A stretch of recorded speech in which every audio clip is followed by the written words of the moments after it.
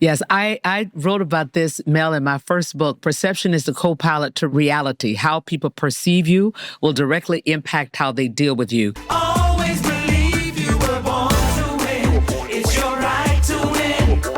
Claim it, frame it, 'cause you were. You also tell women to pick 3 adjectives that you want people to describe you by. Why do you recommend that we do this in our careers? Yes, I wrote about this, Mel, in my first book. Perception is the copilot to reality. How people perceive you will directly impact how they deal with you. And I wrote this because so often, as we say, first impressions are your last impressions. But what we don't say is that everybody comes to an encounter with some baggage, right? And so therefore, if you have baggage about who I am, it will color your lens, and it may also impact what you hear because of what you see. And so if you want to make sure that people see your strengths or they see you as you see yourself, you have to be thoughtful about what are the words you want them to use. And what I also suggest is that those words are consistent with what's valued in your seat. And the way that you can train people to think about you the way you want them to think about you is to think of the 3 adjectives that are consistent with who you really are authentically, but think of the 3 adjectives that are valued in your seat. Where they intersect is how you must behave consistently around those adjectives, because now you will train them to talk about you in the way that you want them to talk about you when you're not in the room. And the other way that you do that is that you use this language in your environment when you're talking about yourself. So the story that I love to tell is that I had a senior manager director who was big guy, big voice, that kind of dude in the environment. And he's like, I think you're smart, you work hard, but I don't think you're tough enough for this business. And as you might imagine, as a woman on Wall Street, the last thing you want to be thought of is not tough. And then I thought, well, surely he's pulling my leg. What's this guy smoking, right? And then I thought, whoa, wait a minute, Carla. Maybe he's not kidding. And maybe the rest of the organization doesn't see you that way. And like I said, that's the last thing you want to be thought of. But here's the most important part of the story. I always thought about myself as being tough. So the fact that he was now questioning whether or not I was tough enough was a wake-up call that the real Carla Harris wasn't showing up anymore. Somewhere I had lost my confidence, somewhere I'd lost my voice, and now it was creating a competitive disadvantage for me.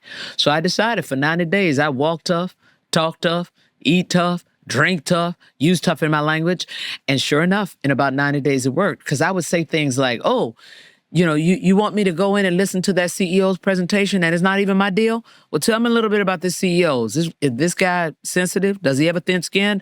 Because I'm tough. I don't want to hurt anybody's feelings. And I kept saying it over and over. And sure enough, in about 90 days, people are like, we're going to see Carla Harris. She's so tough. Oh, boy, you interviewing with Carla Harris? Oh, she's so tough.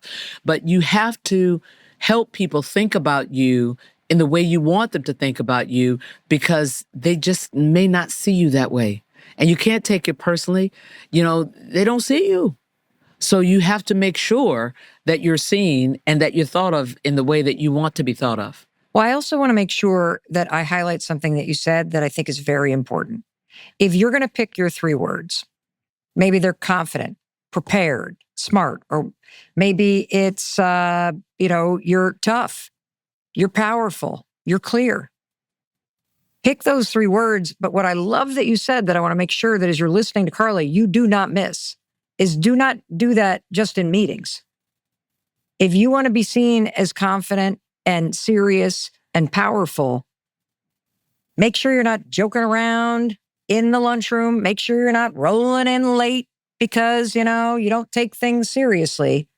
You got to act like those 3 things from the moment you walk in the door and in every email you send. Mm-hmm. Your behavior has to be consistent. Yes. That is the key word, consistency. Because if you're inconsistent in that behavior, that perception will not be solidified. Correct. Right.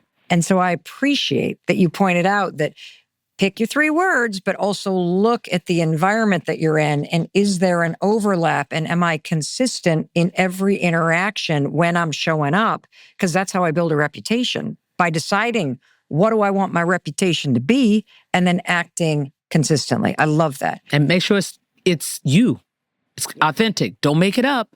Don't say, I want to be this, this, and this, but that's not you, because you won't be able to deliver that. And that's why it's important that you are authentic about the decisions and the jobs that you choose. Because if you don't like doing numbers, why are you thinking about going to a quantitative or a financial position? If you're not a creative person, why are you trying to do marketing? Right? So pick the things that are consistent with who you are and the things that are valued in the seat. That's where you have a shot to maximize your success. If these pearls were useful to you, then like, comment, and subscribe to my YouTube channel. I'll give you a few more pearls that'll help you to maximize your success.